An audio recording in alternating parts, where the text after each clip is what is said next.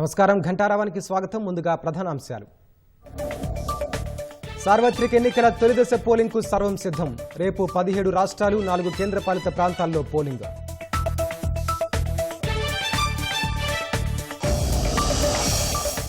లోక్సభ పోరుకు రాష్ట్రంలో జోరుగా నామినేషన్లు. తొలి రోజు 48 దాఖలు ఆన్లైన్లోనూ వేయొచ్చన్న వికాస్ రాజ్.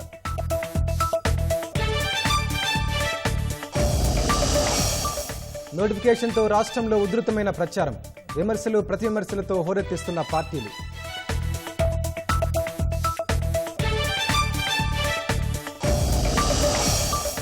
లోక్సభ ఎన్నికల తర్వాత రాష్ట్రంలో రాజకీయ గందరగోళం. కక్షతోనే కవితను అరెస్టు చేయించారని కేసీఆర్ ఆరోపణ.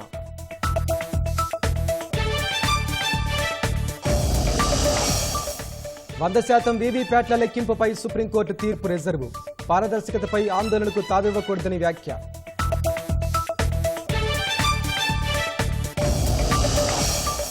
భద్రాచలంలో అంగరంగ వైభవంగా రాములోరి పట్టాభిషేకం. రాజాదిరాజుగా సాక్షాత్కరిస్తూ భక్తులకు అభయప్రదానం.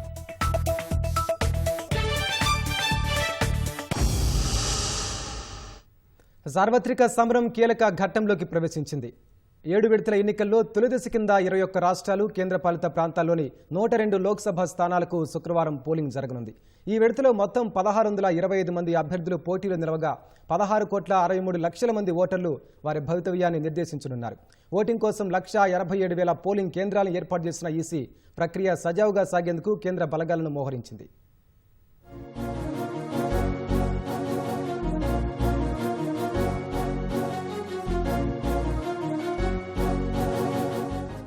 సార్వత్రిక ఎన్నికల తొలి విడత పోలింగ్ కు సర్వం సిద్దమైంది. శుక్రవారం 102 స్థానాల్లో పోలింగ్ జరగనుంది.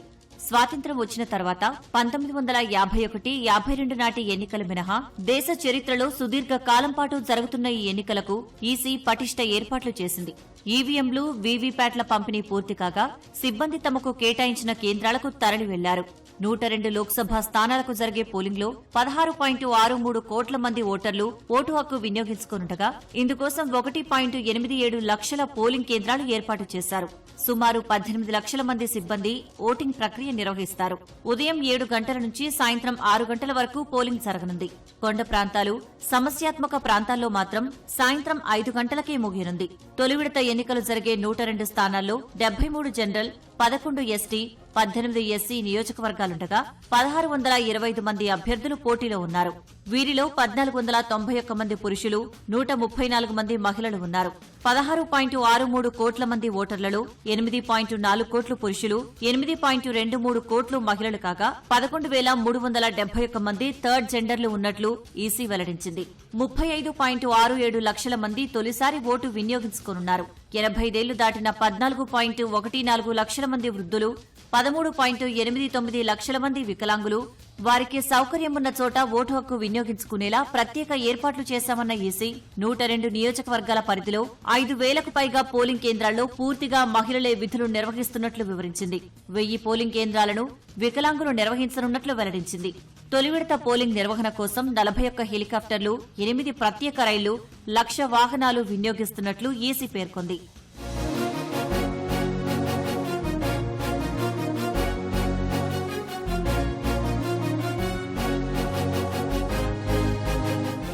ఎన్నికలను శాంతియుతంగా సజావుగా నిర్వహించేందుకు ఈసీ పలు కీలక చర్యలు చేపట్టింది. పోలింగ్ ప్రక్రియను పకడ్బందీగా నిర్వహించేందుకు పోలింగ్ కేంద్రాల వద్ద కేంద్ర బలగాలను మోహరించింది. 50% కంటే ఎక్కువ పోలింగ్ కేంద్రాల్లో వెబ్కాస్టింగ్ చేయడంతో పాటు అన్ని పోలింగ్ కేంద్రాలకు మైక్రో అబ్జర్వర్లను నియమించింది. తొలిదశ పోలింగ్ కోసం మొత్తం 361 పరిశీలకులను నియమించిన ఈసీ వారిలో 127 మంది సాధారణ పరిశీలకులు, 67 మంది పోలీస్ పరిశీలకులు, 167 మంది వ్యయ పరిశీలకులు ఉన్నట్లు వివరించింది. 4,627 ఫ్లయింగ్ స్క్వాడ్లు, 5,208 స్టాటిస్టిక్స్ సర్వేలైన్స్ టీంలు, 2,028 వీడియో సర్వేలైన్స్ టీంలు, 1,255 వీడియో వ్యూయింగ్ టీంలను ఏర్పాటు చేసింది.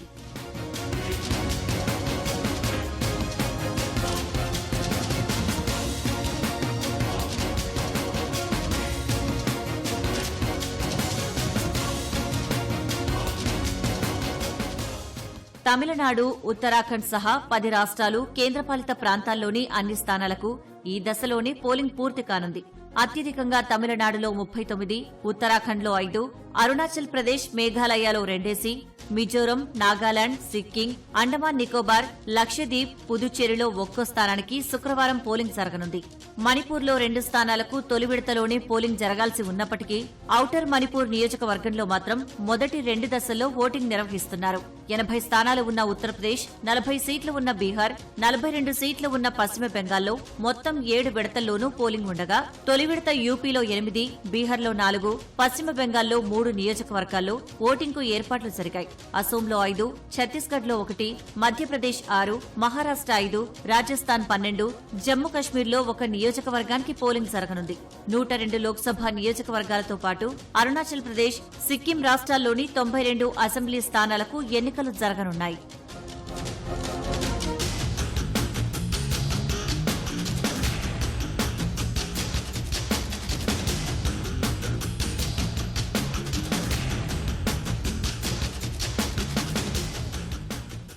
తమిళనాడులో 39 స్థానాలకు 950 మంది అభ్యర్థులు పోటీ పడుతుండగా 6.23 కోట్ల మంది ఓటర్లు వారి భవితవ్యాన్ని ఈవీఎంలలో నిక్షిప్తం చేయనున్నారు. ఇందుకోసం ఎన్నికల సంఘం 68,000 పోలింగ్ కేంద్రాలను సిద్దం చేసింది. రాజస్థాన్లో 12 స్థానాలకు పోలింగ్ జరగనుండగా 114 మంది అభ్యర్థులు బరిలో నిలిచారు. సుమారు 2.54 కోట్ల ఓటర్లు తమ ఓటు హక్కు వినియోగించుకోనున్నారు. యూపీలో 8 స్థానాలకు 80 మంది అభ్యర్థులు పోటీ పడుతుండగా 1,43,00,000 మంది ఓటు వినియోగించుకోనున్నారు. ఉత్తరాఖండ్లో 5 స్థానాలకు 55 మంది అభ్యర్థులు బరిలో నిలిచారు. 83 లక్షల మంది ఓటర్లు వారి భవితవ్యాన్ని నిర్దేశించనుండగా పోలింగ్ కోసం ఈసీ 11,728 కేంద్రాలను ఏర్పాటు చేసింది. సార్వత్రిక ఎన్నికల నోటిఫికేషన్ విడుదలతో రాష్ట్రంలో తొలి రోజు నామినేషన్ల సందడి నెలకొంది. లోక్సభ ఎన్నికలతో పాటు కంటోన్మెంట్ ఉప ఎన్నికకు నోటిఫికేషన్ వెలువడగా ప్రధాన పార్టీ అభ్యర్థులతో పాటు స్వతంత్ర అభ్యర్థులు నామినేషన్లు దాఖలు చేశారు. భాజపా అభ్యర్థులు ఈటెల రాజేందర్, డీకే అరుణ, రఘునందన్ రావుతో పాటు పలువురు స్వతంత్ర అభ్యర్థులు నామపత్రాలు దాఖలు చేశారు. రాష్ట్రంలో 17 లోక్సభ నియోజకవర్గాలు కంటోన్మెంట్ ఉప ఎన్నికకు కేంద్ర ఎన్నికల సంఘం నోటిఫికేషన్ జారీ చేసిన నేపథ్యంలో ఎన్నికల్లో కీలక ఘట్టమైన నామినేషన్ల పర్వం షురూ అయింది. పలువురు భాజపా అభ్యర్థులతో పాటు స్వతంత్ర అభ్యర్థులు నామినేషన్లు దాఖలు చేశారు. భాజపా నేతలు ఆలయాల్లో పూజలు నిర్వహించి పార్టీ నేతల సమక్షంలో ఎన్నికల అధికారులకు నామపత్రాలు సమర్పించారు. మల్కాజ్గిరి లోక్సభ స్థానానికి భాజపా అభ్యర్థి ఈటెల రాజేందర్ నామినేషన్ పత్రాలు దాఖలు చేశారు. ఉదయం శామీర్పేటలోని తన నివాసంలో కేంద్ర మంత్రులు హర్దీప్ సింగ్ పూరి, కిషన్ రెడ్డితో ఆయన సమావేశమయ్యారు.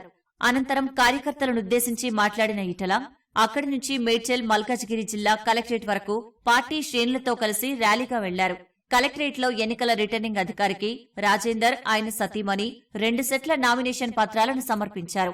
రాష్ట్రంలో ఎవరూ ఊహించని విధంగా అత్యధిక సీట్లతో గెలవబోతున్నట్లు ఈటెల తెలిపారు. అనేక మంది నాయకుల సమక్షంలో ఈ రోజు ర్యాలీ నిర్వహించి నామినేషన్ పత్రాలు దాఖలు చేయడం జరిగింది. కేసీఆర్ ఆనాడు డబ్బు సంచులతో నన్ను ఓడగొట్టాలని చెప్పి ఏ ప్రయత్నం చేసిండో, అధికారులు దుర్వినియోగానికి పాల్పడో, నాయకుల తలకు వెలగట్టిండో, ఓటర్ల తలకు వెలగట్టిండో, మళ్ళీ రేవంత్ రెడ్డి సర్కారు కూడా అదే పద్ధతిలో నాయకుల తలకు వెలగట్టడం, ప్రజల ఓటు హక్కుకు వెలగట్టడం, ప్రలోభ పెట్టడం, మళ్లీ తాగబోయించడం, అధికార దుర్వినియోగానికి పాల్పడే ఆస్కారం ఉంది. కాబట్టి దీని నుంచి కాపాడగలిగే శక్తి, సత్తా, నైపుణ్యం ఇవాళ మల్కాజ్గిరి ప్రజానికానికి పుష్కలంగా ఉన్నట్టుగా మేము భావిస్తాం. ఇలా కాంగ్రెస్ పార్టీ కానీ బీఆర్ఎస్ పార్టీ 2 పార్టీల డిపాజిట్ గల్లం చేసే పద్ధతుల్లో ఇవాళ రేపు మా కార్యకర్తలు కానీ మా నాయకులు కానీ రేపు ఫైట్ చేసి ఆ రిజల్ట్ తేబోతా ఉన్నాం. మహబూబ్ నగర్ లోక్సభ నియోజకవర్గ భాజపా అభ్యర్థిగా డీకే అరుణ కలెక్టరేట్లో నామినేషన్ దాఖలు చేశారు. పట్టణంలోని కాటన్ మిల్ వెంకటేశ్వర స్వామి ఆలయానికి వెళ్లిన ఆమె నామపత్రాలకు ప్రత్యేక పూజలు నిర్వహించారు. అక్కడి నుంచి పార్టీ శ్రేణులతో కలిసి కలెక్టరేట్కు ర్యాలీగా వెళ్లారు. అనంతరం ఓబీసీ మోర్చా జాతీయ అధ్యక్షుడు ఎంపీ లక్ష్మణ్ సమక్షంలో రిటర్నింగ్ అధికారి రవినాయక్, డీకే అరుణ నామినేషన్ పత్రాలు అందజేశారు. అనంతరం లక్ష్మణ్తో కలిసి పట్టణంలో భారీ ర్యాలీ నిర్వహించారు. 3 నెలలకే ప్రజల విశ్వాసాన్ని కోల్పోయిన కాంగ్రెస్ తనను ఓడించేందుకు కుట్రలు చేస్తోందని అరుణ ఆరోపించారు. మరి పాలమూరు ప్రజలు ఇప్పటికే పెద్ద ఎత్తున నష్టపోయినారు.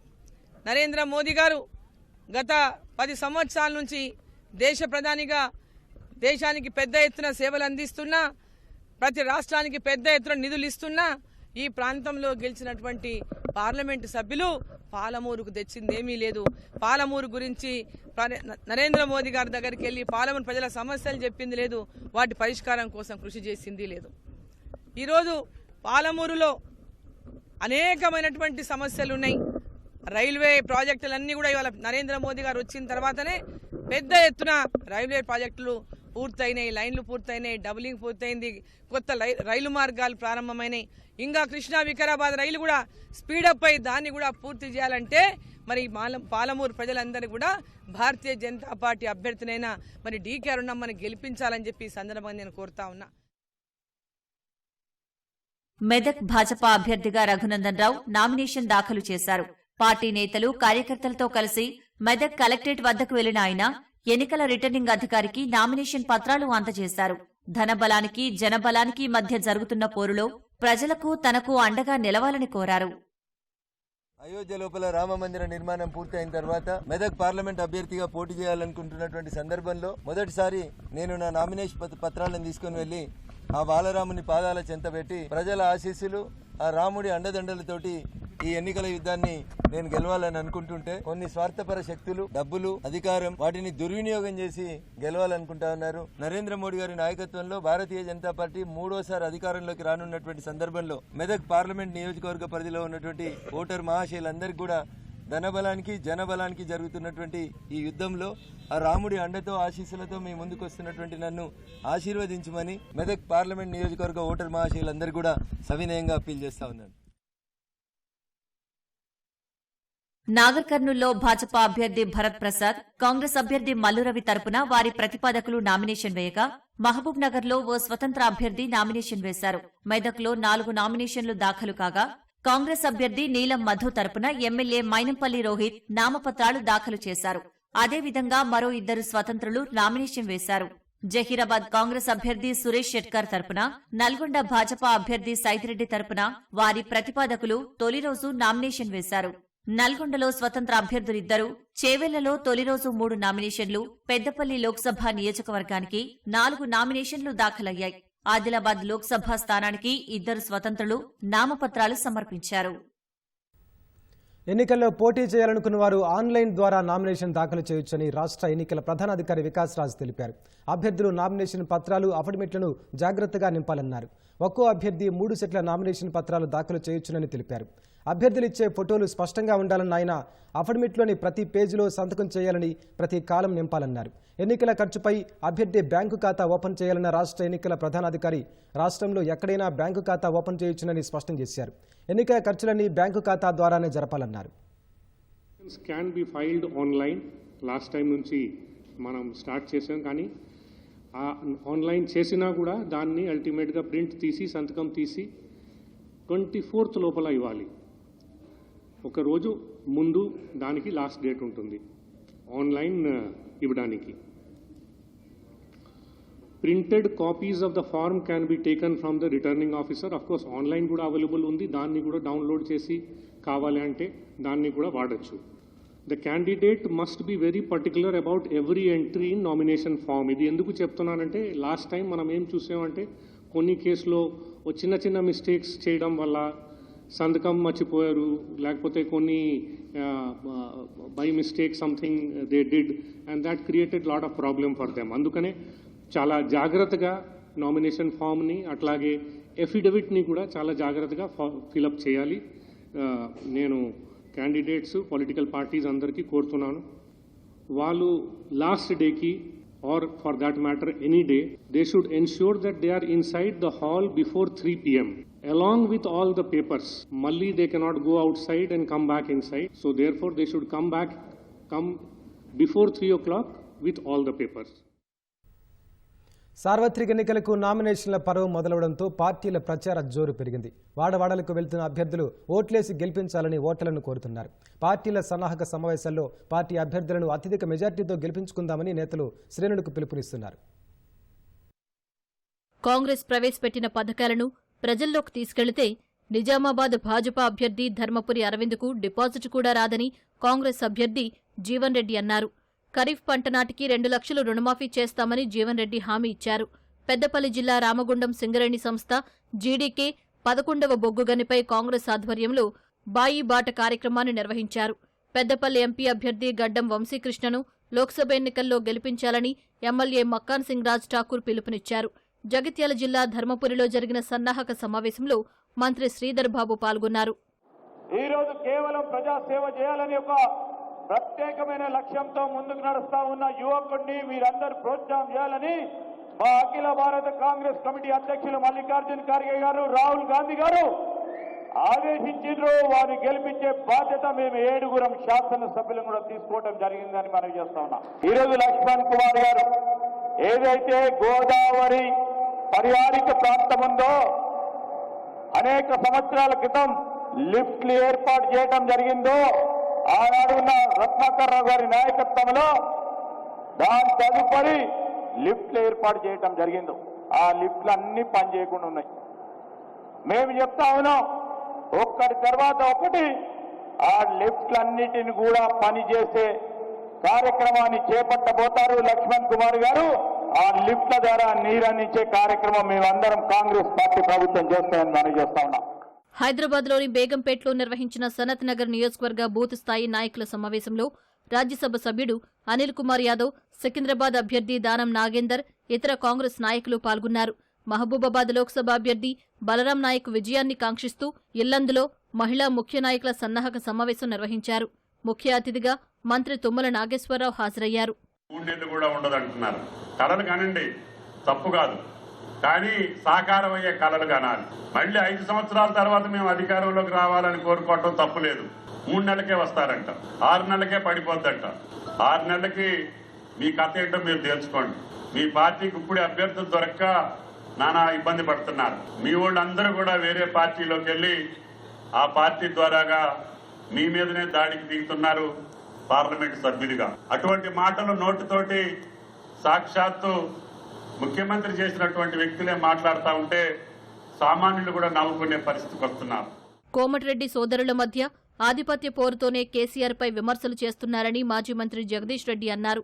సీఎం ఆశీస్సుల కోసమే వారు ఆరాటపడుతున్నారని నల్గొండలో ఆరోపించారు. రాష్ట్ర వ్యాప్తంగా భాజపాకు అనుకూల ఫలితాలు వస్తాయని రాష్ట్ర కిసాన్ మోర్చా అధ్యక్షులు కొండపల్లి శ్రీధర్ రెడ్డి ధీమా వ్యక్తం చేశారు.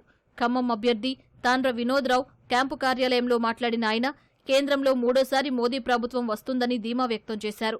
భువనగిరిలో సిపిఎం తరపున జహంగీర్ను బరిలోకి దింపనున్నట్టు ఆ పార్టీ ప్రకటించింది. భాజపాని ఓడించాలన్నదే తమ ప్రధాన లక్ష్యమని పార్టీ పోలిట్ బ్యూరో సభ్యుడు బివి రాఘవులు అన్నారు. లోక్సభ ఎన్నికల తర్వాత రాష్ట్రంలో రాజకీయ గందరగోళం నెలకొంటుందని భారత్ అధినేత కేసీఆర్ జోస్యం చెప్పారు. ఏది జరిగినా భారత్కే మేలు జరుగుతుందని వ్యాఖ్యానించారు. లోక్సభ ఎన్నికలపై పార్టీ అభ్యర్థులు నేతలకు దిశానిర్దేశం చేసిన అధినేత అభ్యర్థులకు బీఫారాలు అందజేశారు. కాంగ్రెస్పై తీవ్ర స్థాయిలో వ్యతిరేకత నెలకొందన్న ఆయన మళ్లీ ఉద్యమ కాలం నాటి కేసీఆర్ను చూస్తారన్నారు. కక్షతోనే కవితను మోదీ అరెస్టు చేయించారని కేసీఆర్ ఆరోపించారు.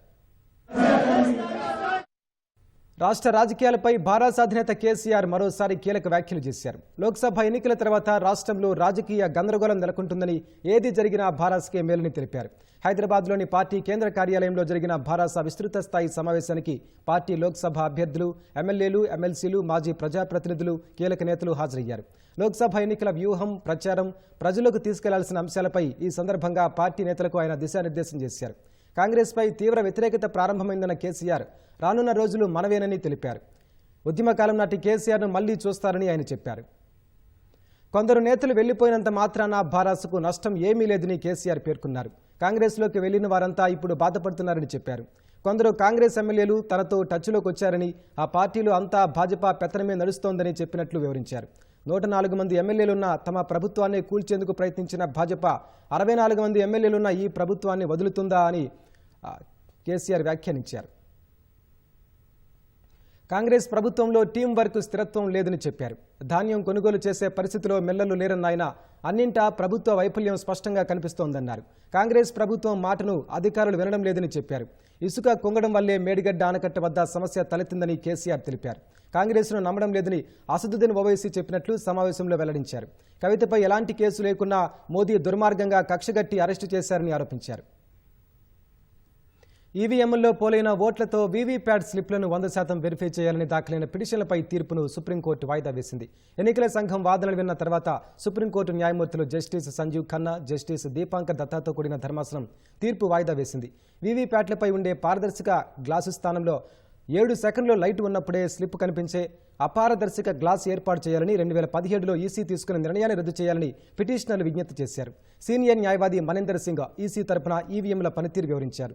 పిటిషనర్ల తరపున సీనియర్ న్యాయవాదులు ప్రశాంత్ భూషణ్, గోపాల్ శంకర్ నారాయణలు వాదనలు వినిపించారు. ఈ నెల 16న జరిగిన విచారణ సందర్భంగా ఈవీఎంల స్థానంలో బ్యాలెట్ పేపర్ విధానం తేవాలన్న విజ్ఞప్తిని సుప్రీంకోర్టు తోసిపుచ్చింది. దేశంలో ఎన్నికల నిర్వహణ పెద్ద పనిగా పేర్కొన్న ధర్మాసనం వ్యవస్థలను కించపరిచేలా మాట్లాడడం సరికాదని హితవు పలికింది. భద్రాచలం శ్రీ సీతారామచంద్ర స్వామివారి దివ్యక్షేత్రం మహా పట్టాభిషేకం మహోత్సవంతో పులకించింది. భక్తజనం శ్రీరామ నామాలు పఠిస్తూ ఉత్సవాన్ని కనురారా వీక్షించి తన్మయులయ్యారు. ప్రధానాలయంలో ప్రత్యేక పూజలు అందుకున్న స్వామివారి కళ్యాణమూర్తులను ఊరేగింపుగా యాగశాల వద్దకు తీసుకొచ్చారు. శ్రీరామ షడక్షరి మంత్రాలను పఠించారు. శ్రీరామాయణ మహాక్రతువులో భాగంగా సామూహిక పారాయణం చేశారు. స్వర్ణ సార్వభౌముల వాహనంపై దేవదేవుడు మిథిలా మండపానికి రావడంతో ఆ ప్రాంతమంతా శ్రీరామ నామస్మరణతో మారుమోగింది. మహా పట్టాభిషేక విశిష్టతను వైదిక పెద్దలు వివరించారు. రాములవారి పట్టాభిషేక మహోత్సవానికి హాజరైన గవర్నర్ రాధాకృష్ణన్ స్వామివారికి పట్టు వస్త్రాలు సమర్పించారు. సమర్పిస్తూ ఉన్నారు. ఓం హిరణ్యవర్ణాం హరిణీం సువర్ణరజతస్రజాం చంద్రాం హిరణ్మయీం లక్ష్మీం జాతవేదో మహావహ. ఓం హిరణ్యవర్ణాం హరిణీం సువర్ణరజతస్రజాం చంద్రాం హిరణ్మయీం లక్ష్మీం జాతవేదో మహావహ. వైకుంఠరామ భగవానికి జయ. అతః భగవతే శ్రీ వైకుంఠరామాయ రాజముద్రికాం సమర్పయామి. నీలాసూక్తేన భగవతే శ్రీభద్రాద్రిరామాయ సువర్ణ ఆభరణాన్ సమర్పయామి.